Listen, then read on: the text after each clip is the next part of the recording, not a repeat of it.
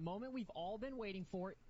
All right, so we're going to watch this one next, because this is the Diablo IV Rogue video that's the most recent that I found anyways when I was looking. There might be something newer now, especially by the time you see this. But we're going to look, because this has updates from the server slam that I did not participate in, that may very well just be some little good tidbits and things that are very good to know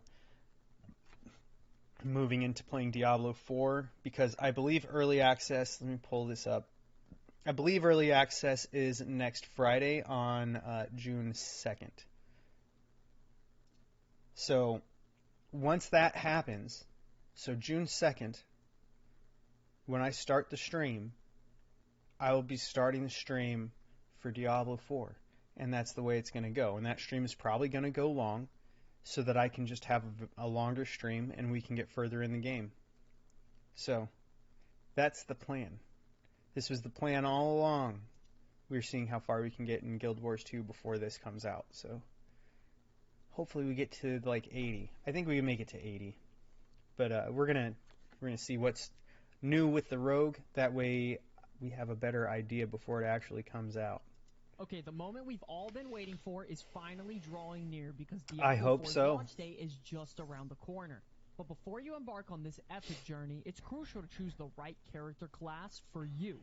Today we're going to be going over the Rogue's biggest class features, its strengths and weaknesses, the Rogue's unique class mechanic, as well as displaying a brief showcase of the class abilities, the awesome transmog and appearance options, some effective gameplay builds to get you started come launch day, and the legendary effects of the Rogue's Paragon board, and amazing unique items to give you a great sense of multiple gameplay styles and what the class could look like in the endgame. I hope you all are ready, because today we're looking at the Rogue's final look in Diablo 4 to get you ready for launch day.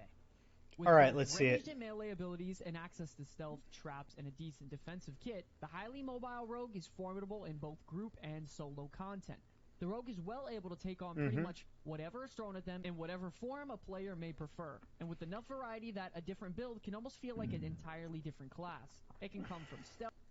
It can definitely feel like a completely different class. You can go with an all-ranged build, and you can go with an all-melee build, and it will feel very different both ways because of that aspect alone. You can also do something that's more hybrid. You mix up being stealth-focused and oriented, or trap-focused and oriented. There is a lot of choices there. Like it's actually kind of almost overwhelming, I guess, depending on how you look at it. Like I look at it and I know, like, I'm gonna be a melee rogue. That's how I want to. That's how I like it. I know people who would make the rogue strictly to be ranged because they like being the archer classes. So I could see it being something like that for people, or people who are really looking into, like, oh man, variety. I want to have a lot of variety. Like playing the betas.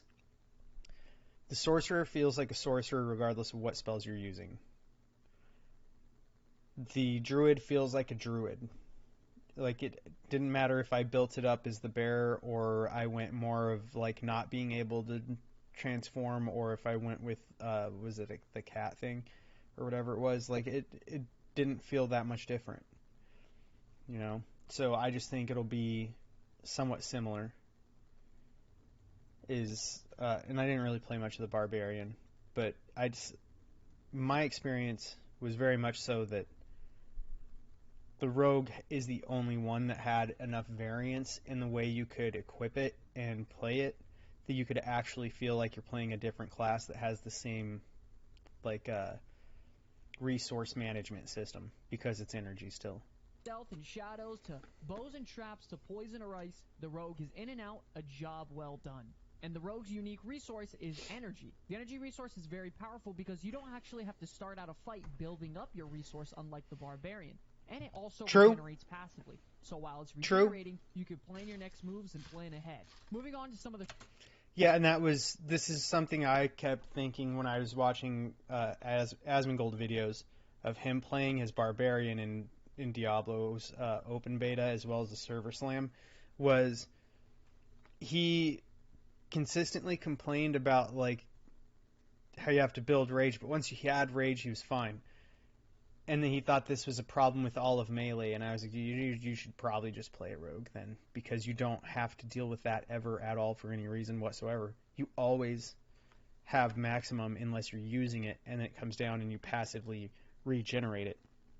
You don't regen rage. You have to generate it through use of spells, and you passively use it. Like, it makes sense how it works lore-wise. It's rage. You need to become enraged, right? And then you will calm down and pacify over time.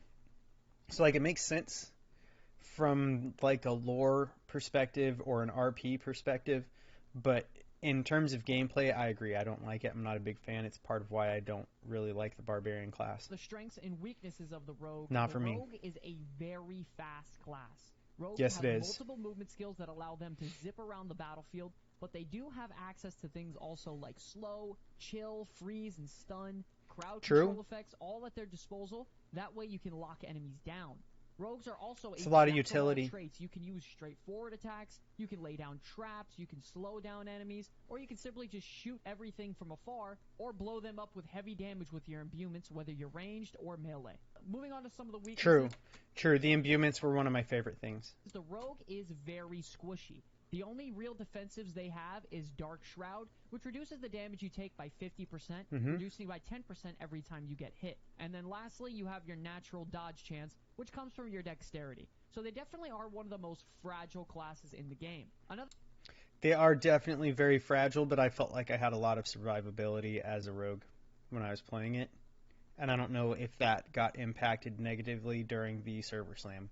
So maybe it did, and I just don't know. The thing is that the rogues do require positioning and setups to be the most effective they can be. I mean, so obviously. If you aren't able to debuff your enemies or use certain skills because you're out of range, then your damage is going to drop off a cliff completely. Now, the rogue's personalized trait is that the rogue can equip 2 one-handed weapons and a ranged weapon as well.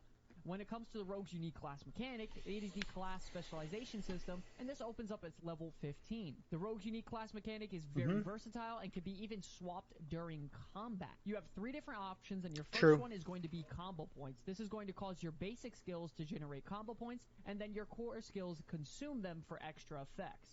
Moving on, you have Inner Sight, which marks a nearby enemy around you, and attacking the marked enemy fills up your Inner Sight gauge. When your Inner Sight gauge is full, you gain unlimited energy for 4 seconds. The final one is going to be Preparation. Every 100 energy you spend reduces your ultimate skill's cooldowns by 4 seconds. Using an ultimate skill resets the cooldowns of your other skills. Alright, now to give you a better sense of gameplay, we're going to show you some of the best rogue builds that were tested out in all 3 beta weekends. Alright, here we go. The highest rated options for you to play come launch day. Now, of course, there are other options out there when it comes to builds. This is just... So, there's more options than what they're going to tell you, first of all. Depending on the trees you get for your Paragon progression, you might want to take specific trees over others depending on how they roll for you. So that's going to help decide. The legendaries that you get along the way, those might help decide the build you go with. Like all these things are going to be paramount to the way people develop their class for everybody. Because you're either going to spend the time to farm up exactly what you want, and you're going to build that way for that build, or you're going to have an ideal build in mind and you're going to adapt your build until you get those items to optimize what you have.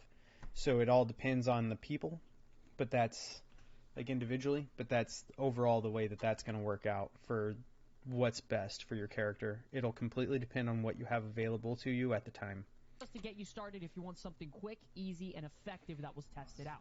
The Melee Rogue in particular is an incredibly flashy class that just feels so satisfying whether you blow up the room with Shadow Imbuement or just crush elites and bosses with Flurry. Now, there were some concerns overall about its survivability, but the 3% heal per critical strike paired with Flurry, Dark Shroud, and your natural dodge made you a lot more tanky than anticipated. There are generally 2 routes you want to go with the Melee Rogue, either a high mobility rogue with great AoE damage with a Twisting Blade build, or an absolute boss shredder with Flurry. Either way, the rate at which this class also fantastic is really just uncomparable. It is a bit difficult to get used to with all the movement and setting up tactical gameplay, but overall, it's incredibly rewarding. The big concern is their real lack of group utility, though, as a melee rogue. Even compared to the ranger, it's quite a big difference, which might cause issues in the endgame. There are some great poison and death trap combos to help set up some big AoE burst windows for your team, but so utility impact for your in-game play is going to completely depend on how the in-game play actually pans out, what it looks like, and what you do. The way that they develop the in-game content is going to 100% decide all of that for everybody, because you might need specific group compositions that offer you specific things. Or you may just be like, you know what, though, the rogue with the imbuements and the right poisons and the right this and that actually cause a lot of debuffs. They're not buffing us, but they're debuffing the bosses. They're debuffing the mods. And that increases everybody's damage output or decreases the damage output of the boss as well. So it really just depends. Overall, the group support is severely lacking other than... I just think we don't have enough knowledge. ...into a melee cleave situation. Moving on to the range rogue, it is really in a fantastic spot overall. It has that immense burst to just clear out a room in seconds with barrage or pen shot paired with shadow imbuement. I bet you can. For more of those single target encounters, you have rapid fire and poison imbuement paired with your immense natural mobility makes you a perfect range DPS for boss encounters. Rather than the melee rogue, the ranger typically has some great group utility with having 2 charges of caltrips to amplify your damage and chill your targets, triple imbuement rain of arrows to literally wipe a screen clean if you need to, and you can just pretty much add about anything the melee rogue does, just a slight step ahead. Overall, melee is going to struggle a lot in DPS on bosses compared to range in Diablo IV. And that's because of gameplay design. They've designed the game incredibly unfriendly to melee classes. Due to range having an easier time, almost every boss fight is incredibly unfriendly to melee classes. Being usually forced to get hit by something. The biggest issue with range rogue is that it is quite gear and level reliant to even start to feel powerful. It's very dependent on vulnerabilities, attack speed, and critical strikes, which really aren't that easy to come by on a random account. Now, for those of you that don't know, the Paragon board is a feature that unlocks at level 50 and is going to be a very major part of Diablo 4's endgame. You get 4 Paragon points each time you level up past level 50, and you can spend them on tiles to further progress your character. That's right. Benefits range from minor stat boost increase. And I don't know if they've changed their position on this, but the last I heard was that you're going to get 200 Paragon points to spend in total. This is all the way up to becoming complete build enhancers. There are also gateway nodes which are placed at the edge of the boards, which you can then attach brand new boards to and further progress through those as well. Quick disclaimer, obviously all these stats and minor details are subject to change, so take the exact numbers and percentages with a grain of salt. Moving along now to the Rogue Paragon board legendaries. First up, you have Eldritch Bounty. When you attack with an imbued skill, you gain 20% resistance and 20% increased damage for that imbuement element for 6 seconds. This board's primary focus is on increasing your imbuement's damage as well as cooldown reduction, and even a little bit on your potion healing. Next up, you have... Okay, so he's only talking about your legendary nodes, and from what I've seen of this, you should also be looking at your rare nodes, because your legendary nodes are one node, but your rare nodes are going to be much more impactful because they're impacting your actual gameplay and stats instead of just a thing.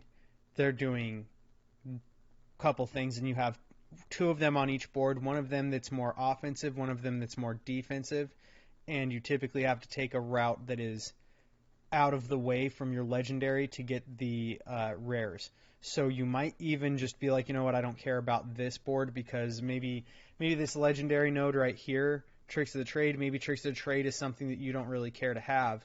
But the rare nodes on that board for you are very good and require you to utilize your stats that are not dexterity. So you need intelligence or strength or willpower to get a secondary effect, which would be like a 10% increase on damage for backstab or something, and then you get an additional 10% increase to damage on whatever attack it is for whatever the things are, as long as you have X amount of willpower from within that space that it gives you to pick up willpower within, I think is how it is. It may play off of your gear too, though. I'm not sure if it plays off of your gear as well as your things out of the board in a highlighted area, or if it exclude, like whether or not it includes your gear is still kind of like I have no idea. What I saw said it was very much so in the air, and likely that it will be, but not guaranteed. meaning will be your gear will be impactful to that, is how he phrased it. So you might want a board just because of what those rare nodes give you, and not the legendary node at all. So there's more to consider here than just this. You have tricks of the trade. Your marksman skills grant your cutthroat skills 25% increased damage, and your cutthroat skills grant your marksman skills 25% increased damage. This board focuses on damage increase from both ranged and melee, as well as damage mitigation for both, pairing for a really solid hybrid board build. After that, you have Cheap Shot. Deal 5% increased damage for each nearby enemy that is crowd controlled up to 25%. That's a good example of one that you probably don't care about. If you're looking at like damage for boss fights, you wouldn't really care about this, because unless they have a bunch of adds around the boss that you're able to crowd control to get yourself at least 5 of them crowd controlled to max this out at all times during the boss, it's doing you no good. It's only helping you on clearing to the boss. So this one probably would have rare nodes you're interested in, as an example. This board focuses heavily on increasing your damage against crowd-controlled enemies by honestly an insane amount. That is an insane amount. Deadly Ambush. You deal 22% increased critical strike damage to enemies afflicted by your trap skills. That sounds amazing. I would actually want to use traps. And cooldown reduction of all your traps. After that, you have Leyrana's Instinct. When inner sight gauge becomes full, you gain 100% dodge chance for 1.5 seconds. This board's primary focus is on increasing your damage after you dodge an attack and your survivability overall. That's probably a good board. No Witness. So if that board has decent rares as well, I know it's the opposite side of the board. You're probably not going to want to double back on things very much. But the thing is, if that's a board that has like a dexterity node, like a dexterity requirement on your rares for the bonus, you might want that board for the survivability and the fact that your dexterity is only going to be on maybe one of the rares, maybe 2 rares out of all of your possibilities. It gets the least because it's your primary stat, and it seems to be, from what I've seen on that your primary stat shows up on 1 or 2, and it's your less desired stats that show up more often. So your ultimate skills deal 30% increased damage and grant you 10% increased damage for 20 seconds when cast.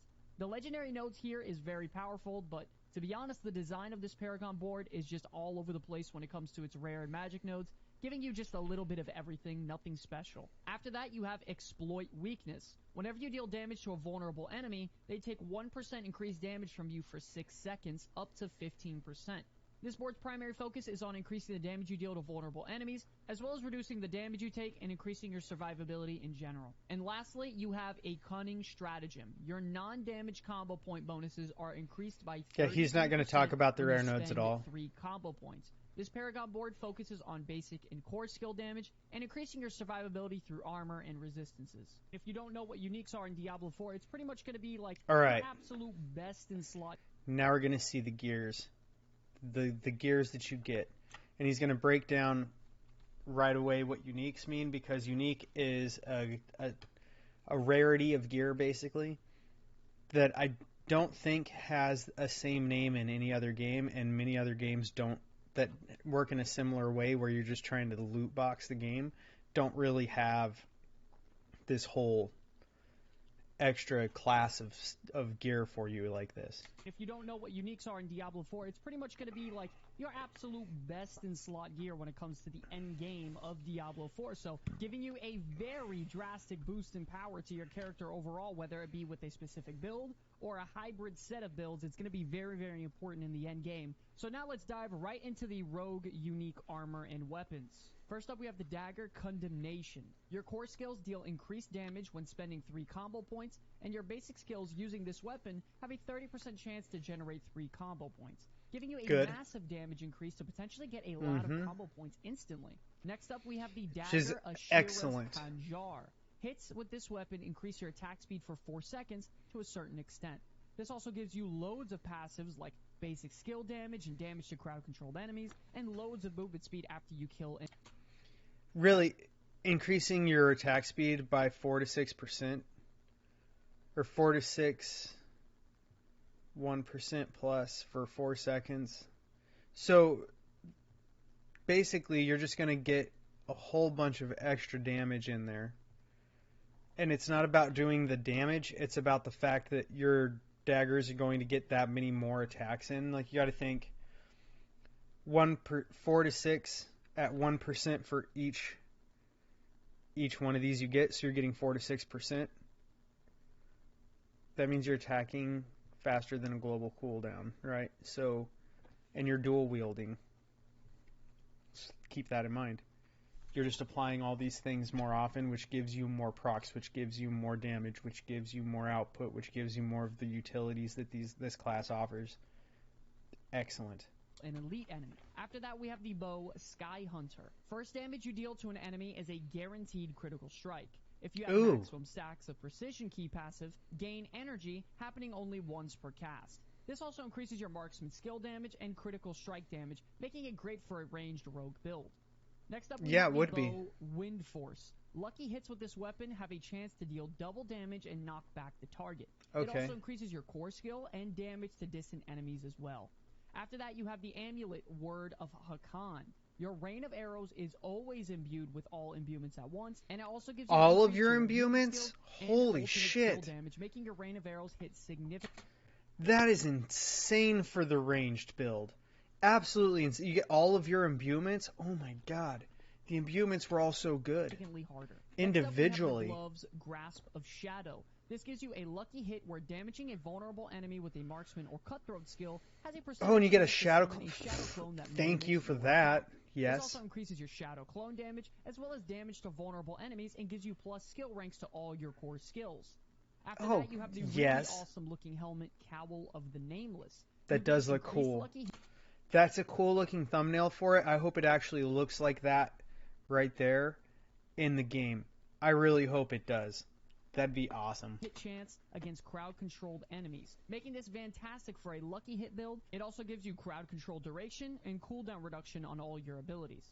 And lastly, you have the pants Eyes in the Dark. Unless it hits a boss or player, Death Trap will continue to rearm itself. I hope you can dye the pants. However, Death Trap's cooldown is increased. I didn't mess with any of that very much. Shadow damage, damage to elites, and increases your trap damage. I just kind of flipped through the options and don't remember much of it. I hope you can dye it. If you love being in and out of combat with a class that has a high skill cap and some crazy versatility, it's no doubt that the Rogue is going to be your main choice. I hope this exclusive first look for the Rogue and all of its features and leaks got you one step closer to choosing your main character. Don't forget, ladies and gentlemen, we are also doing a giveaway. Well, it didn't help me choose a main character at all, my guy. We'll announce near the end of May, right before launch. So if you guys are interested, please be sure to check the link in the bio to see how you can earn a free copy for yourself. And we also have an official Comeback Kids Diablo IV Discord server with almost 1,000 people in there talking and chatting every single day about Diablo. So if you want to join a... All right. So that's the Diablo IV Rogue build, which he didn't help us figure out if that's what we were going to be playing because we already knew that was the option. It was the only option that ever existed.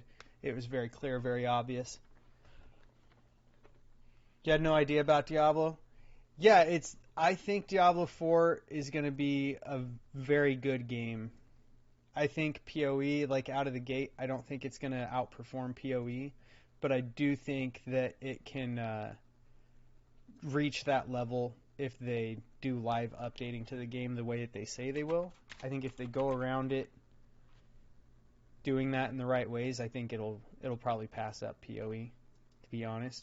Depending on what you want. If you really want all the complexity, PoE is going to be better. But it's just a more complex, in-depth game.